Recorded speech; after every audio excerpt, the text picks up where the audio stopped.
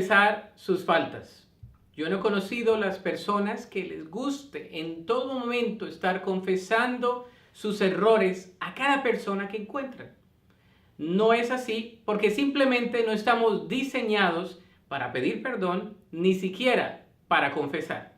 Pero la confesión es un principio fundamental para todos nosotros. Si somos creyentes, seguidores de Dios, debemos entender que la confesión es un paso fundamental.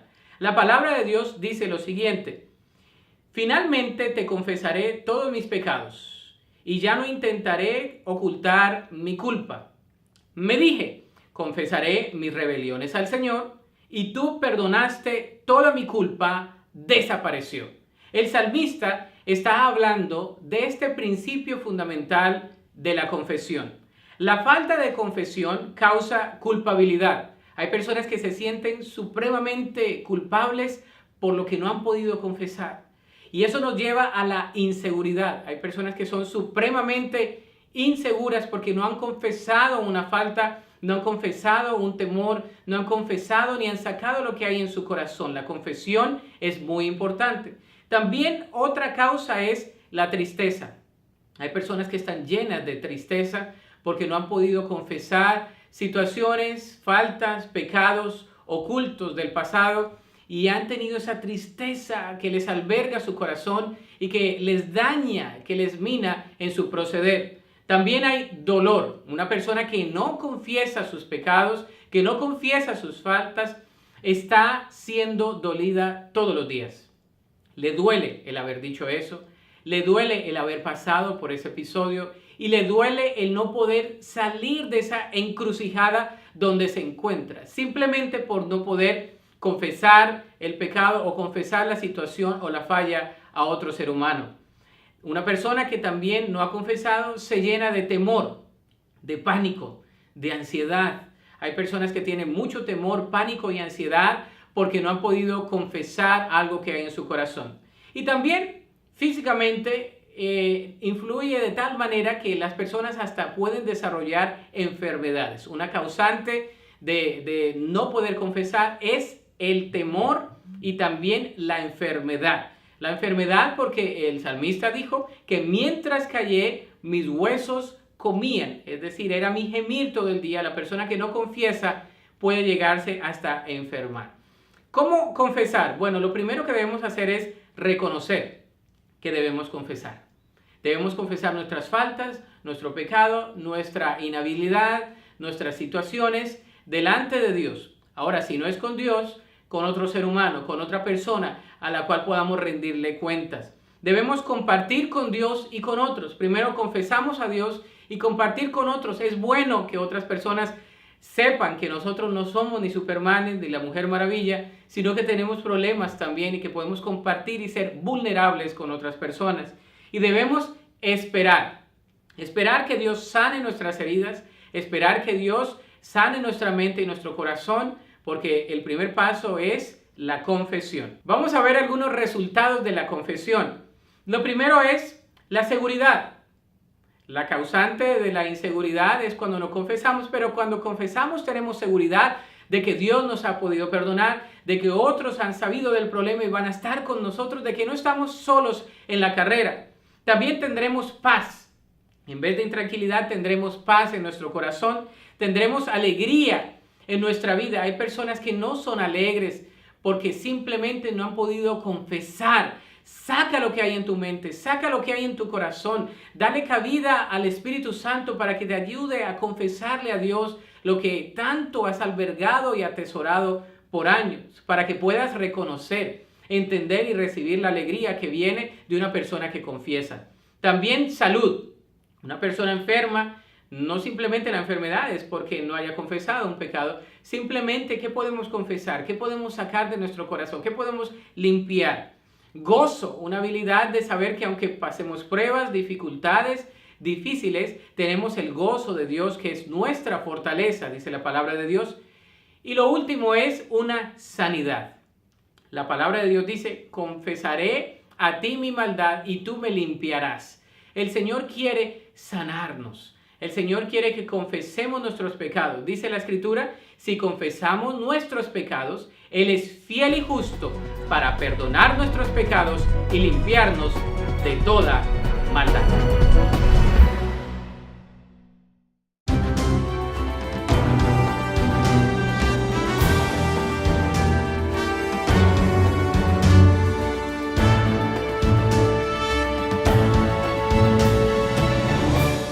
¿Qué tal? Hoy es uno de esos temas interesantes. Son de esos temas que los pastores vemos el pasaje y decimos, vamos a predicar de las parábolas, vamos a predicar de las historias bíblicas. Este pasaje como que le hacemos así por los lados, pero como el Señor nos tiene en una serie según San Marcos, no lo podemos evitar. Hoy entramos en esa parte de la serie de sermones de temas controversiales y vamos a hablar el día de hoy en el tiempo de Dios, en la serie Kairos, en el Evangelio según San Marcos, del divorcio. Y hemos titulado este mensaje ¿Divorcio? Con pregunta. Responderemos a la pregunta ¿puedo divorciarme? Y la otra pregunta subsiguiente es ¿casarme de nuevo de acuerdo a las Sagradas Escrituras? Y para contestar esta pregunta debo responder a preguntas como ¿qué dice la Biblia en referencia al divorcio y al nuevo matrimonio? Cabe de notar que hay diferentes escuelas de interpretación y de pensamiento doctrinal en referencia a este tema. Y no pretendo hacerlo de una manera muy rápida, ni pretendo hacer lo que muchos de ustedes están pensando hacer después de los 40 minutos de la exposición, tomar una decisión. No pretendo debatir este tema a manera de tesis, pretendo presentarlo como una posición pastoral y de enseñanza al pueblo. Si usted ha pasado un divorcio, mi intención no es hacerle sentir mal, sino como todo tema, abordarlo en la gracia, la misericordia y la bondad del Señor. Mi punto de partida como pastor es que el divorcio no es el pecado imperdonable, pero sí debemos estudiar lo que la Biblia dice acerca del divorcio. Amén. No pretendo que usted tome este sermón como una excusa para después tomar una decisión y me culpe a mí como pastor de que después de este sermón usted tomó la decisión porque el Señor le contestó. No. Lo que sí espero es que el Espíritu Santo nos hable a todos a través de la Biblia y nos inste a tomar buenas decisiones para cuidar de nuestro matrimonio. Y a los que no están casados, este mensaje también es para ustedes, para los solteros. Habiendo dicho eso, me voy a permitir leer la porción de las Escrituras que nos corresponde al día de hoy en el Evangelio según San Marcos, capítulo 10, del verso 1 al verso 12. Marcos capítulo 10, del verso 1 al verso 12, dice lo siguiente: Luego Jesús salió de Capernaum y descendió a la región de Judea y entró en la zona que está al norte del río Jordán. Una vez más las multitudes los rodearon a los discípulos y a él les enseñaba como de costumbre. Unos fariseos se acercaron y trataron de tenderle una trampa con la siguiente pregunta. Esta es la pregunta: ¿está bien permitir que un hombre se divorcie de su esposa? Pregunta capciosa. Jesús le contestó con otra pregunta: ¿qué dijo Moisés en la ley sobre el divorcio? Bueno, él lo permitió, contestaron. Dijo que un hombre puede darle a su esposa un aviso de divorcio por escrito y despedirla. Jesús le respondió: Moisés escribió este mandamiento solo como una concesión ante la dureza del corazón de ustedes. Pero desde el principio de la creación, Dios los hizo hombre y mujer. Esto explica por qué un hombre deja a su padre y a su madre y se une a su esposa, y los dos se convierten en uno solo. Como ya no son dos sino uno, que nadie separe lo que Dios ha unido. Más tarde, cuando quedó a solas con sus discípulos en casa, ellos sacaron el tema de nuevo. Él les dijo: el que se divorcia de su esposa y se casa con otra comete adulterio contra ella.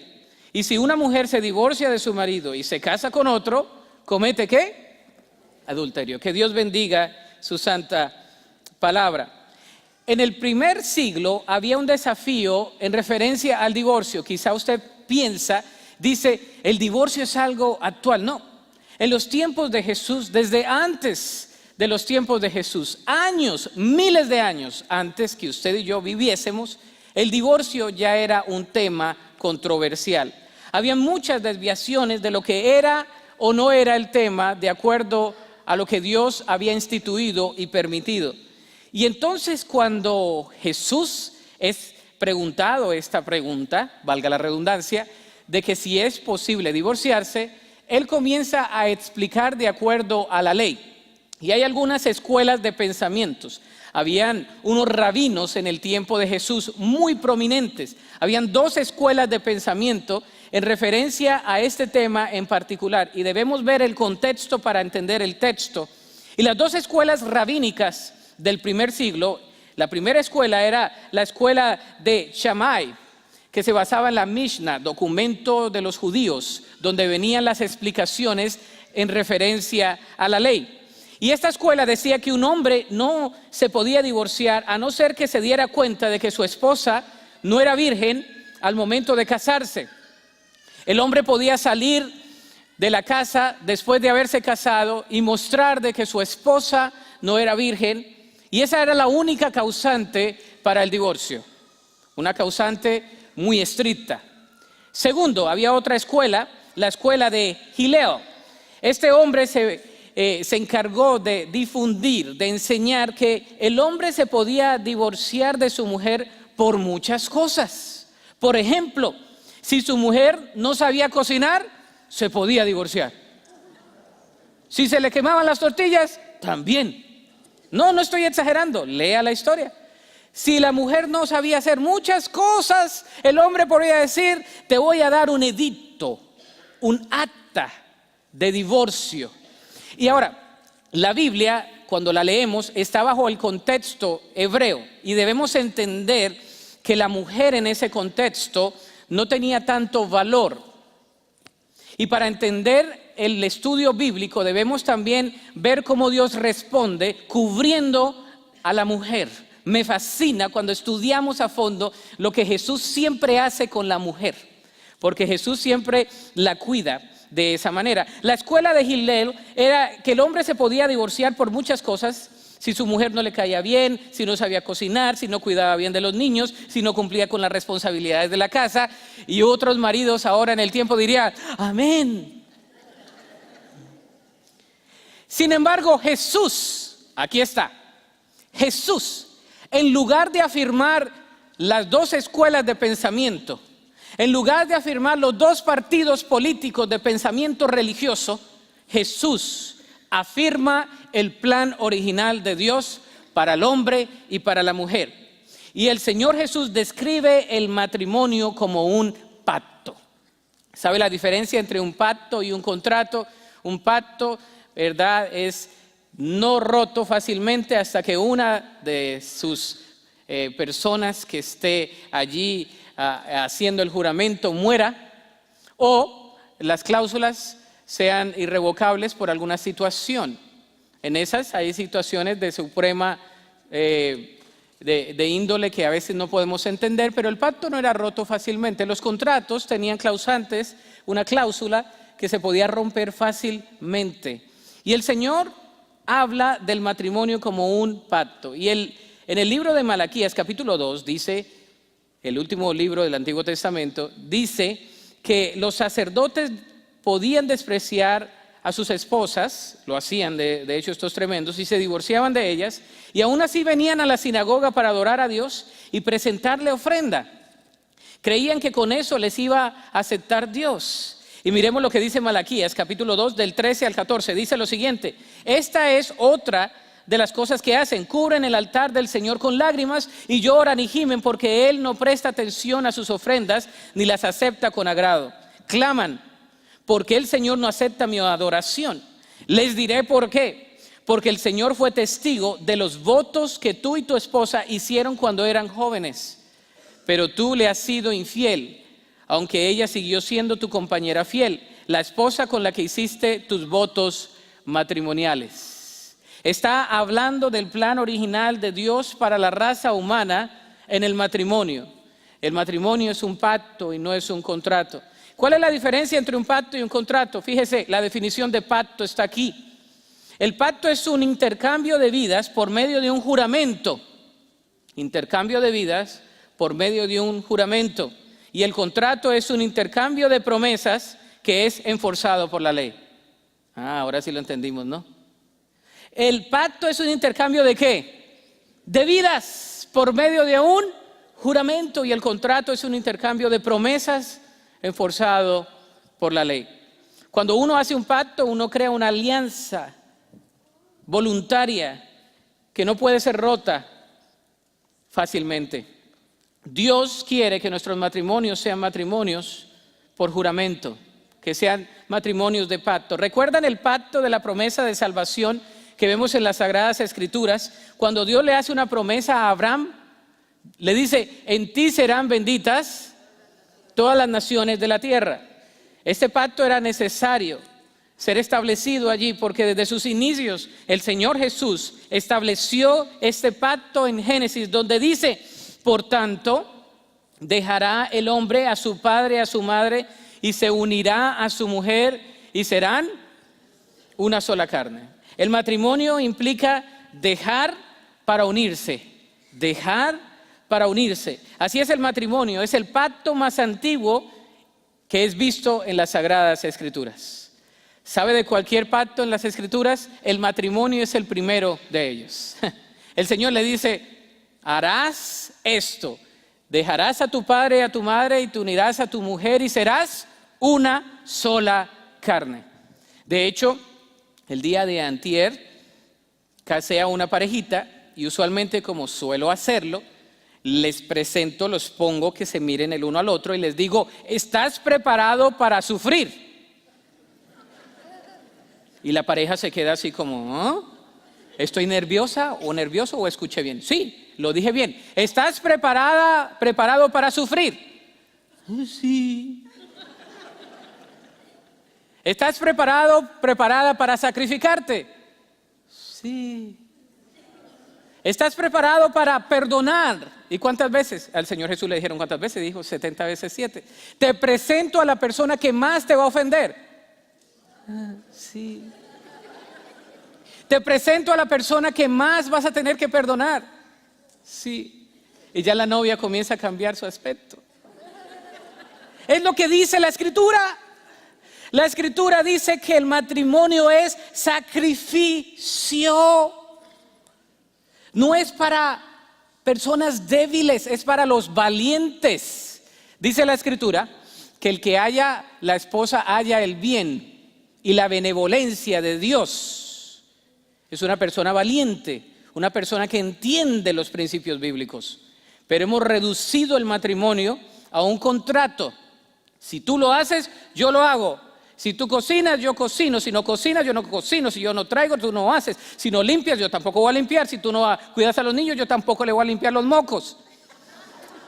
Si tú no lo cambias, yo tampoco. Así somos en el matrimonio, como si fuera un contrato.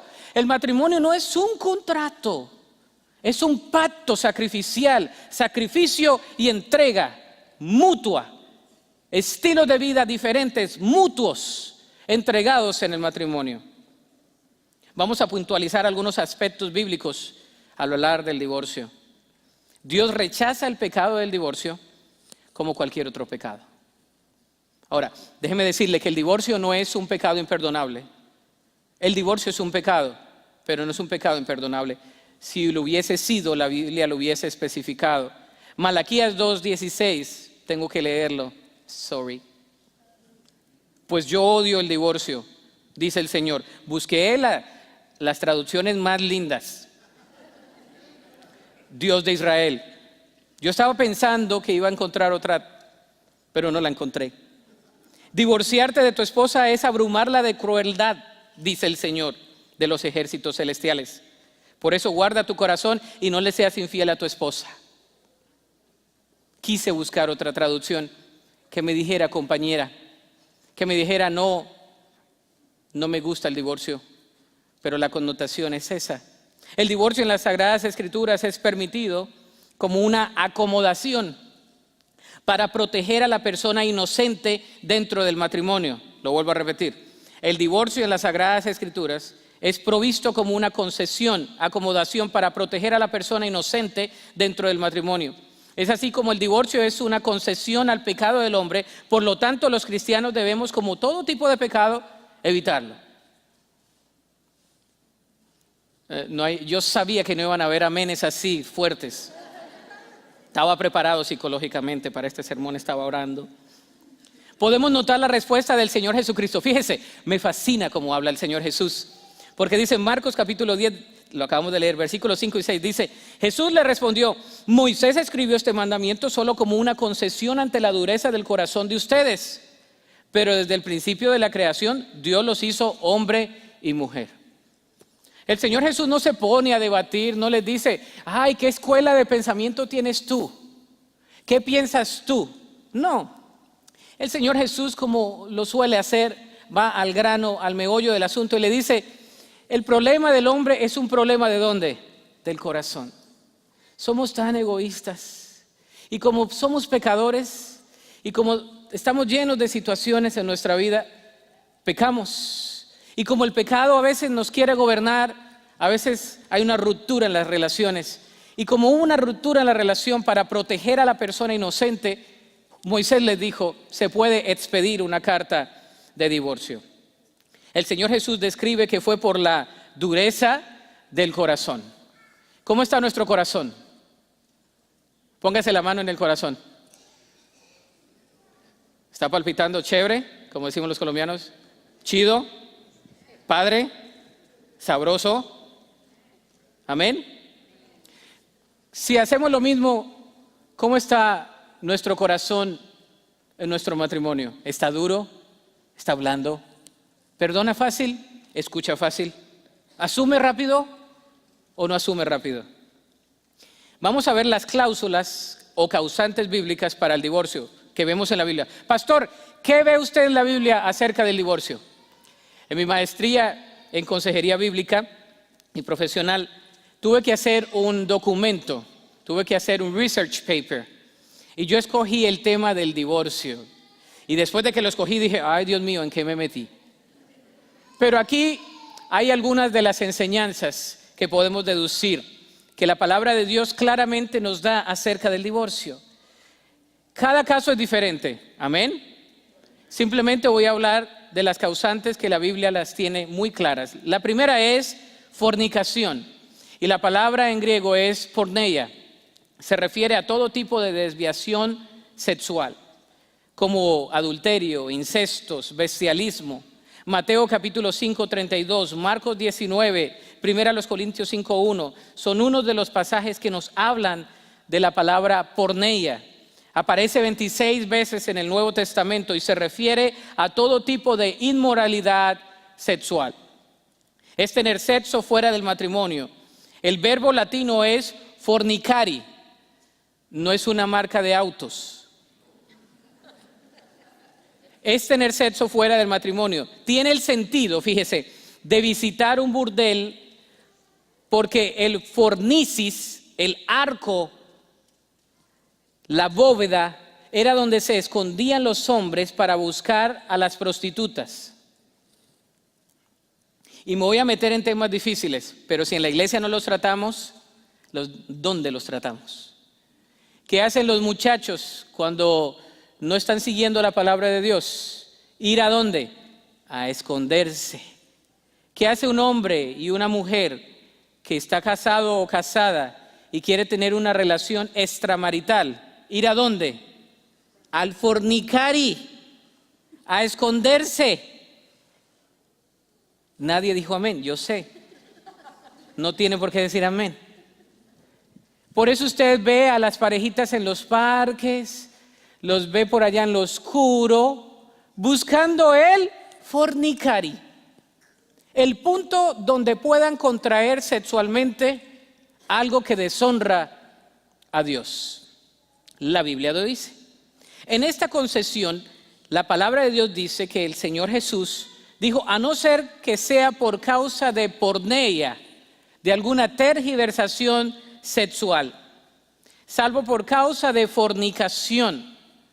Y el día de hoy vamos a hablar un poco de algunas estadísticas que encontré acerca de la pornografía. 75% de las parejas admiten haber tenido problemas con la pornografía. Es más, hay personas que usan la pornografía dentro de sus relaciones matrimoniales. En los hombres es más escalada, aunque las mujeres van detrás. Dice que un 85 a un 87%. Y las mujeres están entre un 75 y un 80. No se quedan atrás. No es un problema de género, es un problema ¿de dónde? Del corazón. Estamos buscando algo más. Estamos desarrollando fantasías en la mente y queremos vivir en un mundo que no es el mundo que Dios nos da. Y ese mundo que ofrece el mundo, Satanás y los demonios, parece ser más atractivo que la plataforma de matrimonio que Dios nos ha dado. Vamos a ir a la ley del divorcio en Deuteronomio capítulo 24 del 1 al 4. Dice lo siguiente, dice, supongamos que un hombre se casa con una mujer, pero ella no le agrada. Resulta que él encuentra algo reprochable en ella, entonces escribe un documento de divorcio, se lo entrega y la echa fuera de la casa. ¿Se imagina usted eso? ¿Cómo estaban estas mujeres? Una vez ella abandona la casa, queda libre para volver a casarse. Sin embargo, si el segundo marido también la desprecia, escribe un documento de divorcio, se lo entrega y la echa de la casa, o si él muere, el primer marido no podrá casarse de nuevo con ella porque ha quedado impura. Sería un acto detestable a los ojos del Señor. No debes manchar la culpa de la tierra que el Señor, tu Dios, te da como preciada posesión. Cuando Dios le dijo a Moisés que se le otorgaba carta de divorcio, está hablando de que esta persona ha hecho algo indecente, cosa indecente. Habla de no llegar al matrimonio siendo puro o pura.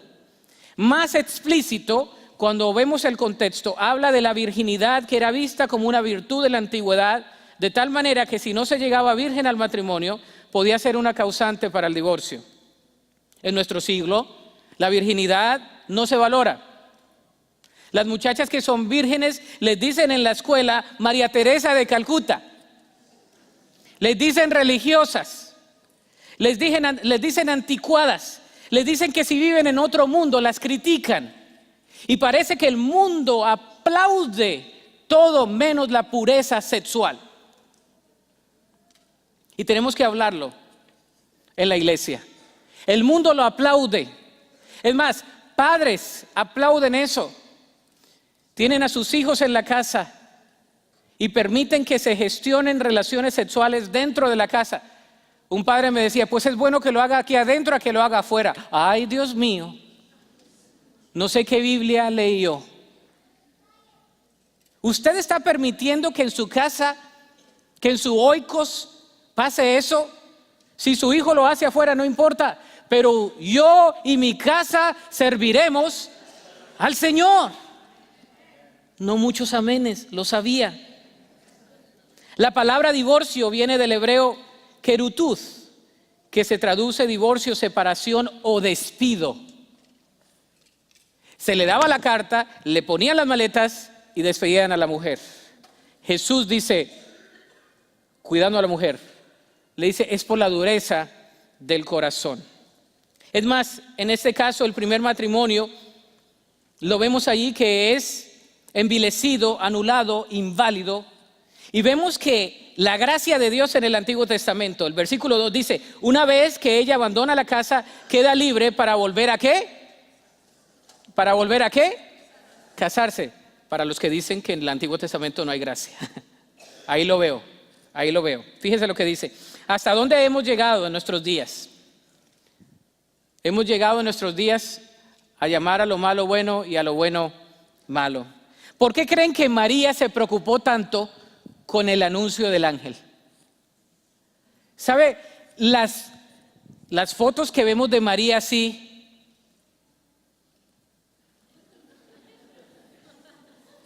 y los angelitos así, No. ¿Sabe cuál es la real foto de María? Una foto preocupada, así. Llorando. ¿Sabe por qué? Porque había quedado embarazada antes de casarse. Según la ley la tenían que apedrear y José la tenía que aceptar así. María Auxiliadora no estaba tan auxiliada en ese momento. Estaba preocupada. Me van a recriminar, me van a apedrear, José me va a despedir, José me va a dar carta de divorcio. Levítico 21, 12 al 15 dice: no deberá contaminar el santuario de su Dios al dejarlo para atender a un muerto, hablando de los sacerdotes, porque fue hecho santo mediante el aceite de la unción de su Dios. Yo soy el Señor.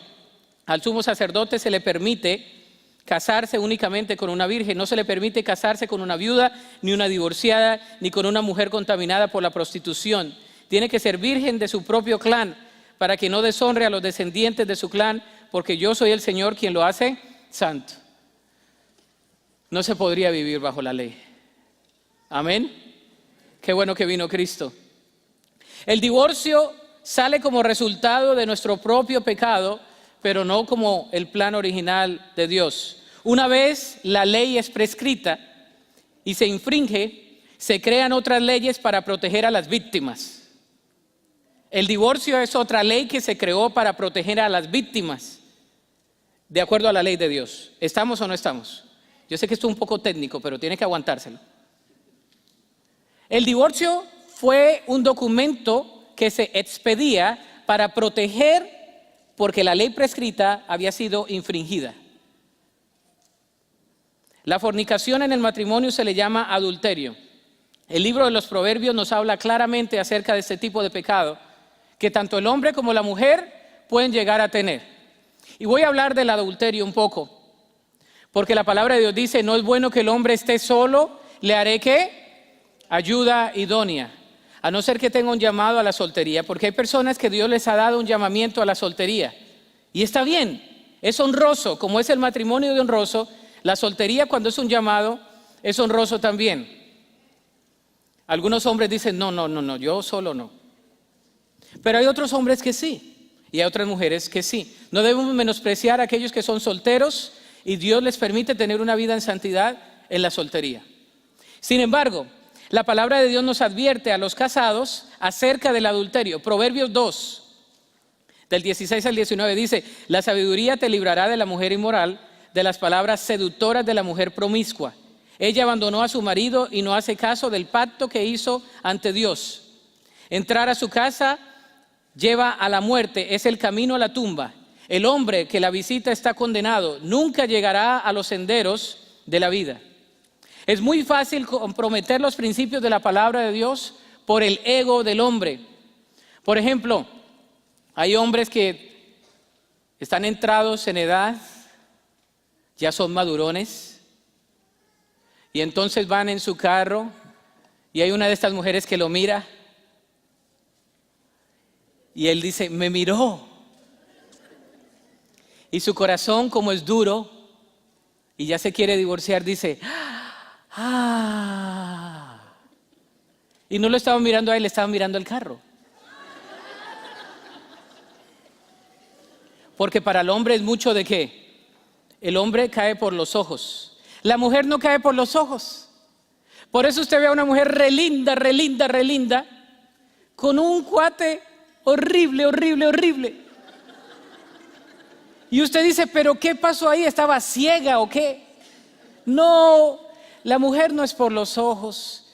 La mujer es por las emociones, por las palabras. Y entonces, cuando el esposo le dice: mi corazoncito, mi peluchito, mi palomita, adentro de la mujer se gestiona algo hermoso. Ve a ese viejito calvo, panzón, lo ve como un Brad Pitt. Llega a la casa y lo abraza y le dice, ay, mi amor, te ves tan hermoso. Sí, es verdad. La mujer usted le habla y entonces como la mujer a veces del marido no le dice nada y otro le dice, qué bonita te ves. Ay, sí me veo bonita, pero es que hace rato mi marido no me dice. Y la mujer comienza a arreglarse. No es verdad, así entra el enemigo. Comienza a arreglarse para que pase por el mismo lugar donde el otro le dijo la última vez eso. Y comienza a arreglarse y dice, pues mi marido no, pero pues el otro sí. Y como la mujer necesita alimentar esa parte emocional, entonces se arregla bien y va pasando en el carrito y dice, ojalá venga a la misma hora el H-E-B. Sí. Ah, porque la mujer es detallista. Sí. Hermano, no, la mujer es detallista, la mujer sabe, la mujer el Señor la ha hecho así, como un espagueti, todo está conectado. El tiempo en que va el H-E-B, los niños, todo. El hombre está, no. Son cosas normales. Dios nos hizo así. Y esta palabra aplica para los dos, tanto para el género masculino como para el género femenino. Porque en la Biblia parece que le damos más a los hombres, pero era por la cultura hebrea que había. Sin embargo, vemos como Jesús resalta a la mujer y la cuida, resaltando la cláusula del divorcio. Lo vemos en personas como Elizabeth Taylor, que tuvo como 9 matrimonios y a todos los enterró en el jardín de su casa. María Félix, quien también tuvo muchos matrimonios. Pues ahora la gente aplaude el divorcio. Ahora, yo no le estoy juzgando si usted ha pasado por eso o lo está pasando. Mi punto aquí no es juzgarle, yo estoy casado. No es nada de eso. Lo que estoy diciendo es que todos somos duros de corazón. Yo estoy casado y a veces también he sido duro de corazón. Y debo entender que debe haber sacrificio y entrega en mi vida. Proverbios 6, 27 al 35 dice, ¿acaso puede echarse un hombre en fuego sobre las piernas sin quemarse la ropa? ¿Podrá caminar sobre los carbones encendidos sin ampollarse los pies? Así le sucederá al hombre que duerme con la esposa de otro hombre. El que la abrace no quedará sin castigo. Tal vez haya excusas para un ladrón que roba porque se muere de hambre. Pero si lo atrapan deberá pagar 7 veces la cantidad que robó, de acuerdo a la ley, aunque tenga que vender todo lo que hay en su casa. Pero el hombre que comete adulterio, hombre o mujer, es un necio total, porque se destruye a sí mismo. Será herido y deshonrado, su vergüenza no se borrará jamás. Pues el marido celoso de la mujer se enfurecerá y no tendrá misericordia cuando cobre venganza. Lo dice la Biblia. No aceptará ninguna clase de compensación ni habrá suma de dinero que lo satisfaga. ¿No ha visto usted eso? Que parece de película. A las hermanas que les gustan las novelas, que no se la pierden. Aquí está una novela. El tipo que duerme con la otra tipa y el esposo de la tipa se da cuenta de que el otro tipo durmió con ella y va y lo quiere matar. Aquí está. ¿Para qué lo ven por la novela? Aquí está. ¿Cuáles son las consecuencias del adulterio? Heridas, vergüenza, falta de perdón de la otra persona, de sí mismo. Toma mucho tiempo reconstruir un matrimonio que ha pasado por adulterio, pero sí se puede. Sí se puede. Amén. Otro proverbio para prevenir el adulterio. Fíjese lo que dice la palabra de Dios. Fíjese ahí. Dice el versículo 1 al 5 del Proverbio 7. Dice, hijo mío, sigue mi consejo, atesora siempre mis mandatos.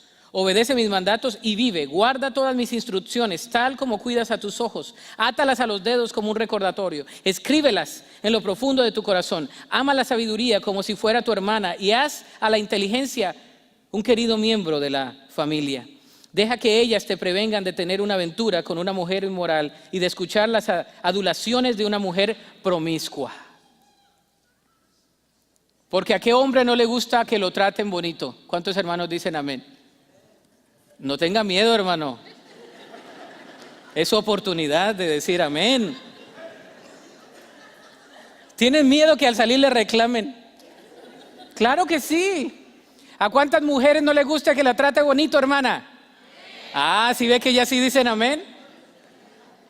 Segunda de Pedro 2:9 dice, ¿sabe el Señor librar de la tentación a los piadosos y reservar a los injustos para ser castigados en el día del juicio?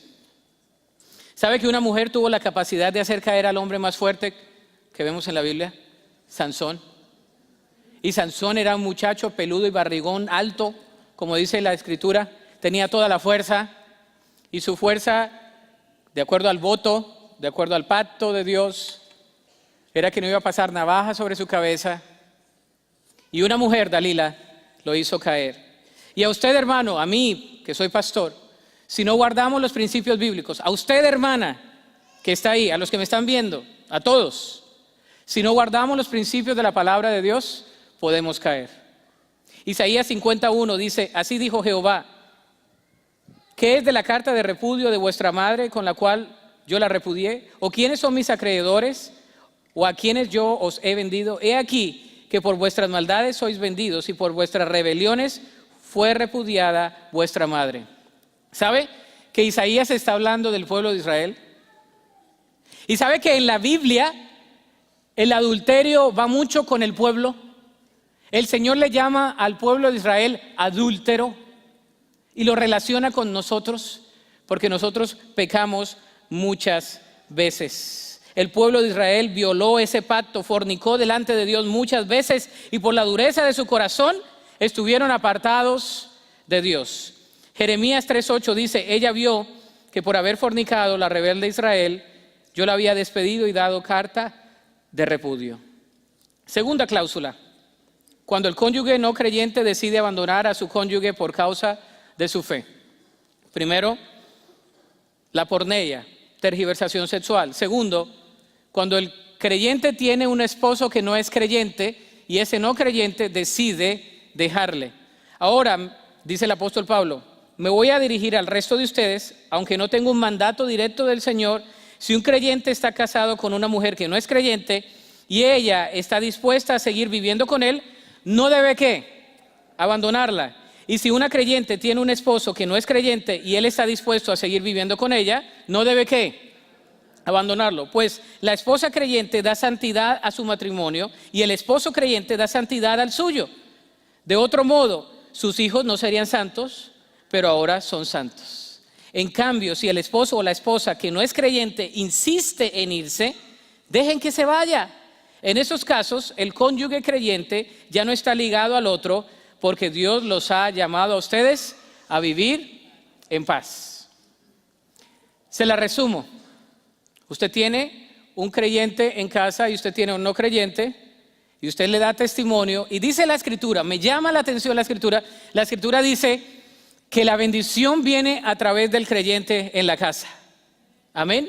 Esa hermana, ese hermano que está orando, yo lo he visto en testimonios a través de los años en nuestra congregación, que está orando por su esposo, por su esposa, viene a la iglesia, le da un buen testimonio, esa otra persona recibe a Cristo. Pero el apóstol Pablo estaba lidiando con la misma situación que lidiamos. Y dice, si este no creyente decide abandonar la casa, la otra parte queda libre.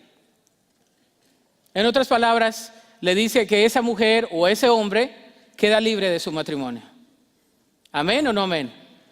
A veces vemos a la hermana sempiternamente orando, le pega al esposo, la maltrata, le pega a los niños, es un borracho, 20 años en la misma situación. Yo no creo que el apóstol Pablo, cuando está inspirado por el Espíritu Santo, esté escribiendo algo incorrecto. El apóstol Pablo estaba lidiando con una carta de corrección a la iglesia. Y en Corinto les está diciendo, si tu esposo no quiere seguir a Cristo, si tu esposo con el testimonio, ahora, no te salgas fácil, dale testimonio, compártele la fe, pero si él decide salirse o ella decide, quedas en libertad. Y yo veo en las Escrituras un tercero, que es cuando hay abuso y el cónyuge no decide cambiar.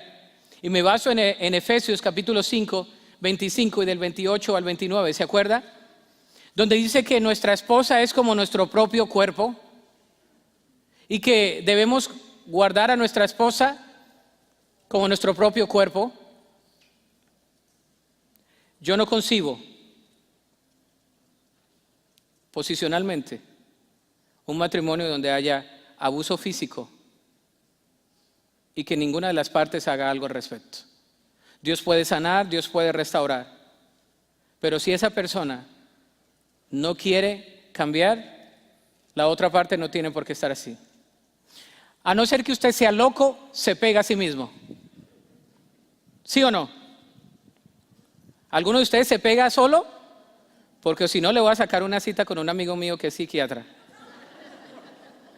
¿En México o aquí? En los dos lados tengo. Porque si usted se está pegue y pegue, es un problema.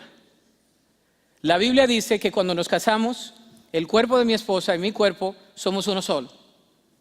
Y yo no voy a maltratar el cuerpo de mi esposa porque es mi cuerpo. Y ella no va a maltratar el cuerpo mío porque es su cuerpo. ¿Entendemos o no entendemos? Gloria a Dios, qué bueno que entendió. Primero a los Corintios 7:27, el apóstol Pablo ofrece una palabra a la iglesia y les dice: ¿estás ligado a mujer? No procures soltarte. ¿Estás libre de mujer? No procures casarte. Ay, para los solteros dicen, ay, entonces no me caso. No, acuérdese, en el contexto. Si usted está casado, trabájele. Dios puede restaurar. Y si alguna de las cláusulas que está aquí se cumplen en su matrimonio, bueno, pues Dios le restaurará. Amén. En otras palabras, ahora que conocemos del Señor, tomamos decisiones basadas en la palabra de Dios. Estábamos en la India y en la India los esposos tienen muchas esposas, algunos de ellos, y la mayoría de ellos, el papá les ha conseguido, son arreglados los matrimonios. Uno de estos hombres que recibe a Cristo tiene 2 esposas y cuando comienza a leer la palabra de Dios, porque la palabra de Dios surge su efecto, él le pregunta al misionero y le dice: ¿ahora qué hago?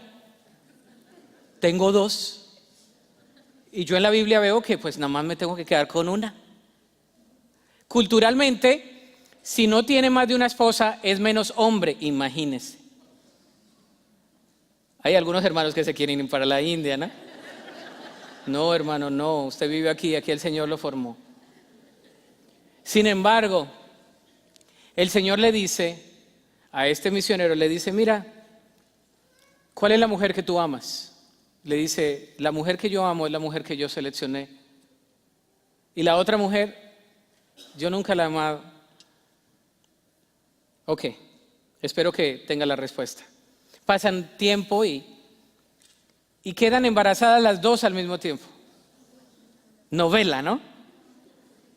Pero el hermano sigue viniendo a la iglesia porque la iglesia no hay que dejar de venir. Amén. El Señor trabaja en el corazón. Solito él dijo, pues quedaron las 2 embarazadas. Y va otra vez al misionero y le dice: pues es que usted me dijo que escogiera. Sí, pero el escoger es no dormir con la otra. Pero la tienes que mantener porque culturalmente es tu esposa, de acuerdo a la ley. Es otra cultura. Él está creyendo en Cristo, comparte la fe y está gozoso, pero no sabía. A eso se refiere la palabra de Dios. Si usted trae una vida difícil, el Señor le dice hoy: yo estoy aquí para restaurarte. Amén. ¿Qué hacer si se ha pasado por un divorcio? Primero, confesar el pecado, recibir el perdón de Dios y dejar que Dios le restaure. Si usted se ha divorciado o se va a divorciar, confiese su pecado y el Señor le va a restaurar. Amén. Perdónese a sí mismo o a sí misma. Si la palabra de Dios dijese que el divorcio es el pecado imperdonable, lo hubiéramos tenido ahí.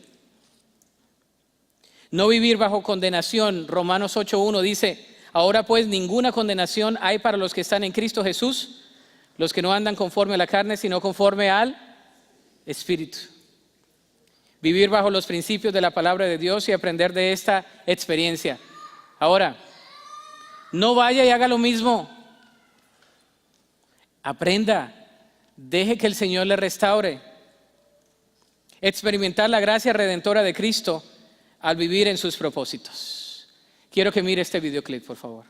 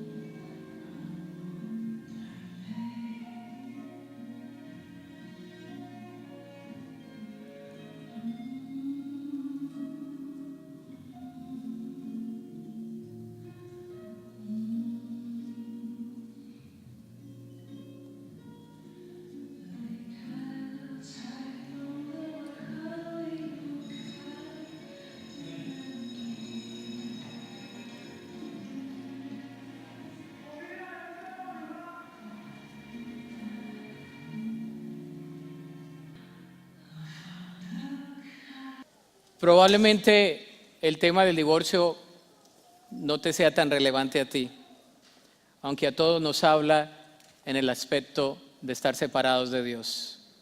No sé si tú estás separado o separada de Dios, porque Él quiere restaurarte.